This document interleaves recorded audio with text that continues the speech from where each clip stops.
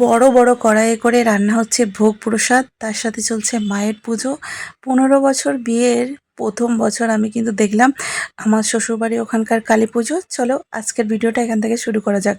সকাল সকাল আমরা রেডি হয়ে চলে এসেছি পূজা মণ্ডপে।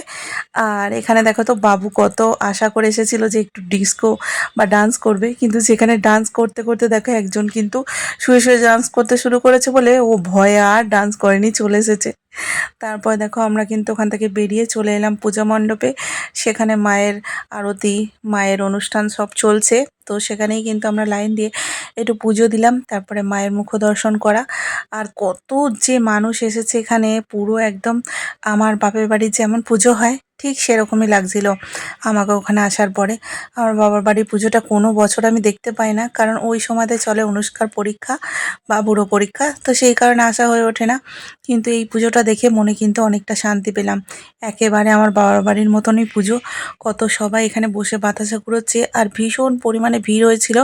আর চলছে মায়ের পুজো, আমাদের বাড়ির পুজোর মতনই সুন্দর মন্ত্র উচ্চারণ, তার সাথে সুন্দর পুজো দেখে মনটা পুরো ভরে গেল। খুব ভালো লাগলো সেদিন মায়ের মুখটা দেখে আর পুজো প্রাঙ্গণে গিয়ে।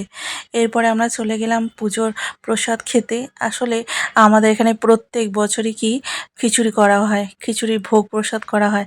তবে আমার কপালে কিন্তু এই বছর প্রথম। প্রত্যেকবার যখন আমরা আসি তখন কিন্তু এই পুজোটা হয়েই যায়। আর বিশেষ করে গরমকালে তো আমরা আসি না, আসি বেশিরভাগ শীতকালে। সেই যখন কালী পুজো হয় আমাদের ওখানে, সেই ভাইফোঁটার কালী পুজো, তখন পরপর করে দেখো সবাইকে কি সুন্দর করে খিচুড়ি প্রসাদ বিতরণ হচ্ছে। তার সাথে সাথে আমার পাতেও এসে পৌঁছালো মায়ের প্রসাদ।